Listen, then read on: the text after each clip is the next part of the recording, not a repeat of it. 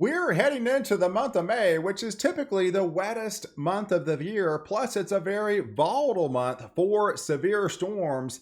In fact, it actually kicks off today with severe weather. Let's take a look at the overall jet streams. We still are influenced under that El Nino, and that's going to be alive and well on the subtropical branch as it's going to be sending multiple pieces of energy throughout the week and sending waves of heavier rains further south, but to the north, we're going to be seeing a much more active jet stream as well. And that is going to set the stage when we typically see this buckle in the jet stream that usually promotes active lift a little further off to the southeast. And that's exactly where we're going to see the severe storm placement later on this afternoon. As we continue to move through this jet stream as we head into tomorrow, you can see there's another little disturbance and another buckle in the jet stream, maybe a little bit further south. So now you're talking areas across portions of Kansas, western Oklahoma, there in West Texas start to get activated for severe storms in the heat of the afternoon as well. So if we look at overall tomorrow, looking at the overall temperature map and show you what the reason and just some of the temperature gradients, right? So you got well above average temperature anomalies, further south, and you can see the wind direction coming off the southwest. That pulls in all that Gulf moisture, pulls in all that elevated dew points, lifts them further north. But at the same time, we also have that, across this area to the north as well, we have this boundary with some cooler anomalies. And if you continue to move through, and whenever you see that, kind of clash in temperatures, that usually promotes rounds of severe storms and brings that severe weather along that boundary. So we're going to start to see continue that clash in temperatures as a cold front will actually drop from the northwest to the southeast throughout the week and keep the much more unsettled active weather pattern alive and well really for the remainder of the week. And if we look at some of the shear profiles later on this afternoon, that is concerning, folks. Whenever you see that kind of buckle in the jet stream as well, and whenever you have that shear coming in about 40 to 50 knots, the air is going to be rotating. So that is going to be a concern for possible spin up tornadoes as we get into the heat of the afternoon and later on into the evening. And if we continue to move through, you can look at that second disturbance as we come in for tomorrow. That puts the shear profiles a little bit further south. So now you're talking those areas down into Kansas, into Oklahoma, and far west Texas as well, with the air mass rotating. And that's going to promote even possibly more tornadoes in the heat of the afternoon as we head into that evening time frame. And that's exactly what the Storm Prediction Center is actually highlighting here with the upgraded enhanced risk for those areas across Iowa, back into northwestern portions of Missouri, southeastern areas of Nebraska, and then further south into Kansas along this boundary as the dry line will get active in western Oklahoma and then West Texas into the heat of the afternoon. And the placement of those tornadoes is going to be right where that jet stream starts to buckle. And to the southeast of there, that's typically where you have the most lift and the most rotating supercells, and that shear is going to be prevalent. And that's going to promote a possibility for tornadoes within this sector of Iowa, back into eastern areas of Nebraska, as well as eastern areas of in Kansas and northwestern portions of Missouri. That will be today. And then tomorrow, I think with the buckle in the jet stream, that will drop a little bit further off from the northwest to the southeast. That puts the placement for those areas down in here into Kansas with that renewed enhanced risk, and then further south into western Oklahoma and then western Texas. Those storms will be activated along the dry line with some larger hail producers, and possible isolated spin up tornadoes is actually not out of the question. But here is where possibly the greatest probability, if you are going to actually see a tornado within Wednesday, is going to be right here into Kansas, into western Oklahoma. And I feel further south, it's more of an isolated risk but it's more of a larger hail and damaging wind risk further south into West Texas. But so if we move and talk about the timing, so let's talk about this timing. Remember, we've coming off of just a very active and unsettled weather pattern. This is the leftovers of that. This isn't severe, but it is bringing some sporadic showers and thunderstorms for those areas into Tennessee this morning, back into areas of Alabama, through Kentucky, as well as Ohio, getting into West Virginia there. Like you can see the boundary further north as we head into the afternoon today. We are going to be kicking off another round of showers and thunderstorms highlighted across the Dakotas. And as we start getting that lift mechanism, especially as we get into the heat of the afternoon, 4, 5, 6 o'clock, you can actually see these supercells development start to bubble up across this region. That's where we're going to have to be on the lookout for larger hail producers and some isolated spin up tornadoes. And you can see it's a little bit more isolated further south along the dry line there in West Texas.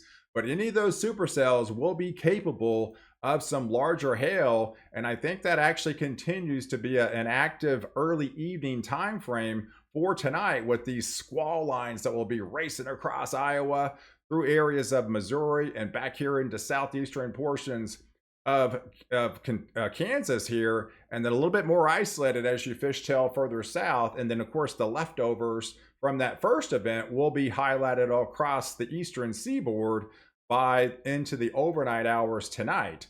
So I think it's going to be a kind of an active evening, and it's going to be winding down, but through more of a transferring to more of a heavier rain threat further south, as one of these little MCSs could be starting to break off further south and move through Kansas, as well as northeastern portions of Oklahoma into the overnight time frame, with more of a heavier rain threat there in eastern Oklahoma and eastern portions of Kansas. But as that secondary boundary starts to drop a little bit further south, as we heat it up to tomorrow, there we are, stopping the clock again about 5, 6 o'clock.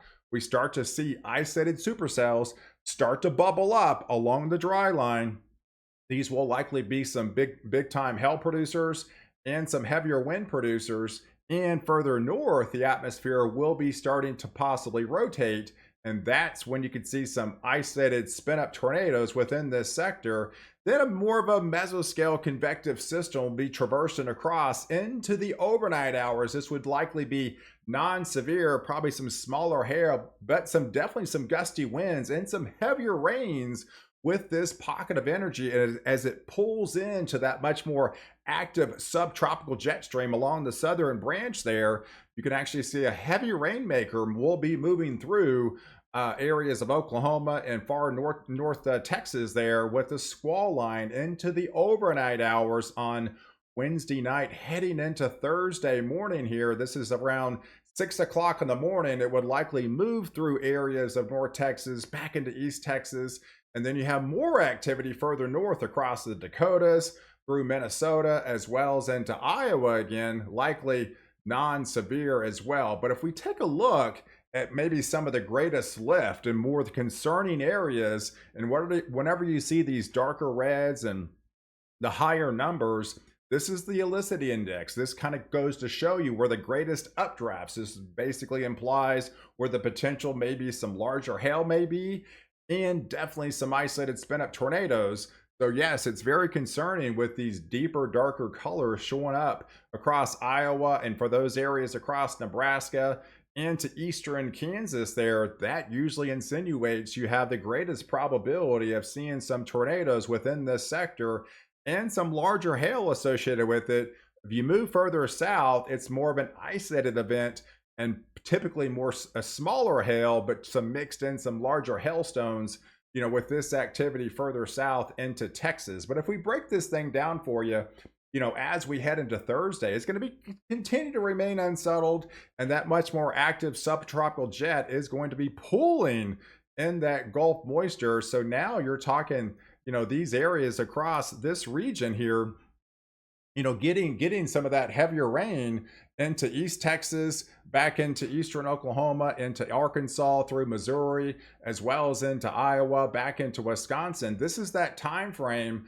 from Thursday morning to Friday morning, with the placement, of that heavier rainfall. And if we continue to move through that Friday through that Saturday morning time frame, it does wind down a little bit as that disturbance will be moving further off to the east. The rain amounts will come down to more of just a half inch to some quarter-inch totals across the southeast and portions of the Ohio Valley.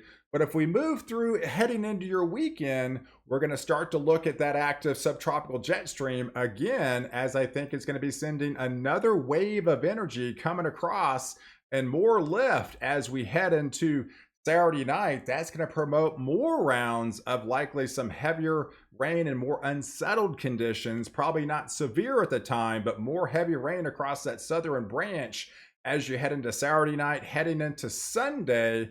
It's going to be a very active weekend ahead. So if you look at the overall surface map on the latest European model starting on Friday, you can see as the systems will be moving across kind of from west to east here. And we moved the needle all the way through Friday night, Friday afternoon, Friday night. We got that disturbance that will move through Friday night into areas of Alabama, through areas of Tennessee, back into Kentucky, through the Ohio Valley. This isn't severe, just some light to moderate showers with that event. But as we continue to move through and that more disturbance comes in from the west, you can see it continues to remain unsettled. We will likely have that cool front draped across this boundary with these kind of overrunning type setups would likely lead to more heavier rains across Texas into Louisiana, and again, further portions of the East Coast as well, with some light to moderate and sometimes some heavier rains. And I think it continues to remain unsettled even into Sunday as well, with that cool boundary still alive and well, causing that overrunning and tapping into that much more active subtropical jet. So you can see the darker greens that typically insinuates, and even into Sunday night, we could still be dealing with some heavier rains, further south. So, but yeah, looking at the temperature map, you can kind of see what we're talking about as this, cooler air mass will try to funnel in from the northwest. It'll clash in with the higher temperature anomalies further south across the central and eastern 2/3 of the U.S. And I think this pattern just kind of continues. Actually, if we move through early next week, in fact, we start to warm up even more across those areas across the south and much of the eastern 2/3 of the U.S. And we still got the placement of those cooler anomalies across the west and the northwest. So all that's going to do is continue to activate those severe storms with this particular setup. And I think it could be even more volatile, as we head into even next week, because we're going to continue to actually heat it up even further, and it actually gets even colder out west. And that temperature gradient is going to be a lot more pronounced as we head into next week. And that could spell trouble into much more of an enhanced tornado possible event as we head into Monday, Tuesday, Wednesday timeframe, of next week. And you can actually see what we're talking about looking at the dew points. So we take it back to, starting on Friday. If we move the needle here and heading through the weekend, you can see with the soupy air mass down here in the upper 60s and widespread, if not almost 70-degree dew point. That's pretty high, folks. But I feel like it's actually even going to get higher, as we head into Monday of next week. So look at Monday as the dry line starts to get really active. That typically spells trouble for more rounds of severe storms, especially as you have higher water content trying to creep in from the Gulf of Mexico. And these higher 70-degree dew points will try to lift further north as well. And that temperature gradient and the moisture and drier air gradient is going to be more extreme as we head into Monday, Tuesday, and Wednesday of next week. And look at some of these, humidity values as we continue to move through, maybe even possible into Thursday with, those upper 70s, folks, right? Lifting all the way far north Texas, getting into Oklahoma, back into Arkansas. That's going to put this air mass extremely humid and extremely unsettled with drier air coming in from the northwest. So that's definitely concerning as well. It looks to continue to remain volatile. And if we look at the overall, some of the longer range, the Colorado State University outlook right now, you can actually see those severe storms even as we possibly head to a subtle event on Thursday. I'm not expecting too much severe weather with this Friday and Saturday and Sunday, but it could get volatile again with a much more active dry line setting up shop across west. And then that puts the placement off that lift mechanism. This could be a much more concerning event as we head into Monday, Tuesday, and will likely continue to remain active Thursday to Wednesday and to Thursday of next week. So guys, I appreciate you guys following. Make sure you hit the like button, make sure you're subscribed to my channel, and catch my next update. Why I protect you before and after the storm.